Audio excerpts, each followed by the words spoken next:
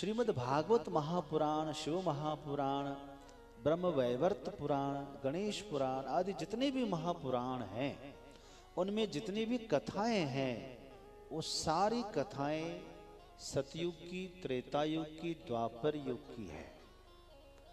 कलयुग का कोई प्रसंग उसमें नहीं है। आज जब हम बात करते हैं कि ध्रुव जी ने ऐसे प्राप्त किया, प्रहलाद जी ने ऐसे प्राप्त किया,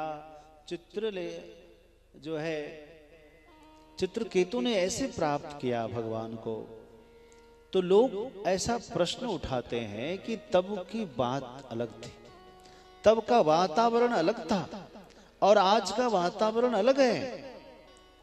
ऐसी परिस्थिति में आप सतयुग वाली विधि को कैसे लागू कर सकते हैं? आज भगवत प्राप्ति बहुत कठिन है, ऐसा लोगों के मानस पटल में बैठा हुआ है कि जैसे ध्रुव प्रहलाद ने भगवान को प्राप्त किया, क्या आज की परिस्थिति में, आज के वातावरण में रहकर भगवान को प्राप्त किया जा सकता है? यह सवाल होता है, यह प्रश्न होता है। तो बंधुओं, ऐसे प्रश्न पर समाधान के लिए ये श्री भक्तमाल उपस्थित है।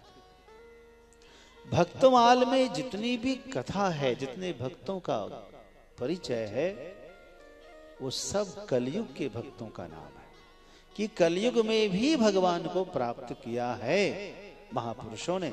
आपने नाम तो सुना ही होगा मीराबाई का, सुना है कि नहीं सुना?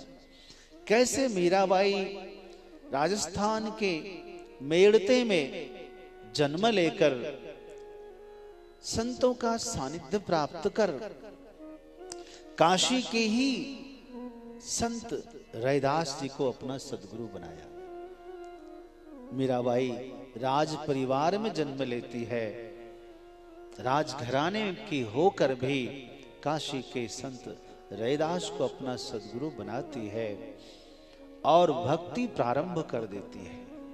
और आपने जाना होगा कि मीराबाई द्वारिकाधीश में अंततो गत्वा समाहित हो गई। अंत में जब मीराबाई को बुलाने के लिए ब्राह्मण लोग द्वारिका पहुंच गए और ब्राह्मणों ने भोजन पानी छोड़ दिया, मीराबाई जब तक आप मेड़ता वापस नहीं जाएंगे तब तक हम लोग अन्न का एक दाना भी ग्रहण नहीं करेंगे, चाहे हम लोग भूखों मर जाए। तब मीराबाई को ऐसा लगा कि अब तो संकट में है। मैंने तो सौगंध लिया था, मैंने तो प्रतिज्ञा कर ली थी कि उस भूमि में मुझे वापस नहीं जाना है, जिस भूमि में हमारे गोविंद का आदर न हुआ हो। बंधुओं, मीराबाई रोते रोते कहने लगी, ठीक है, अब आप संतों की यही इच्छा है तो मैं एक बार द्वारिकाधीश से अनुमति लेकर आऊं। जैसे ही मीराबाई द्वारिकाधीश के दर्शन के लिए और रोते रोते पद सुना रही है, द्वारिकाधीश ने भुजा फैला दिया, मीराबाई ठाकुर जी के हृदय में समाहित हो गई। खोजते जब लोग अंदर गए तो मीराबाई का एक आंचल ठाकुर जी के मुख में दिखाई दे रहा था। इसको सबने देखा। संत कबीरदास जी को काशी के हर व्यक्ति ने देखा है। संत रैदास के चमत्कारों से भरा हुआ है शास्त्र। गुरु नानक देव कौन नहीं जानता? संत एकनाथ, संत स्वामी समर्थ रामदास, संत ज्ञानेश्वर, ये सब कलयुग के महापुरुष हैं। गोस्वामी तुलसीदास जी इसी काशी की धरती में रहकर रामचरितमानस की रचना करते हैं। तुलसीदास जी काशी जब आए, अभी तक उनको भगवान के दर्शन नहीं हुए थे, तो भगवान को मिलाने वाले श्री हनुमान जी गोस्वामी जी को काशी में ही प्राप्त हुए।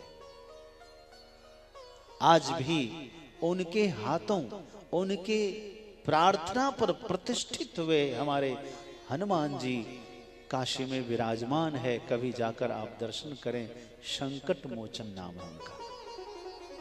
को नहीं जानत है जग में कपि, संकट मोचन नाम तिहारो।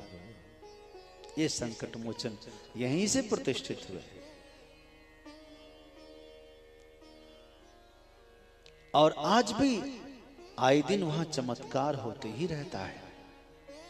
बंधुओं, सूरदास जी को जब एक बार भगवान श्री कृष्ण के दर्शन नहीं हो रहे थे, तब सूरदास जी ने धमकी दिया था श्री कृष्ण को। हाँ, धमकी दी थी। कहा यदि आकर दर्शन नहीं दिया, आए है अखिया हरि दर्शन की प्यासी। अखिया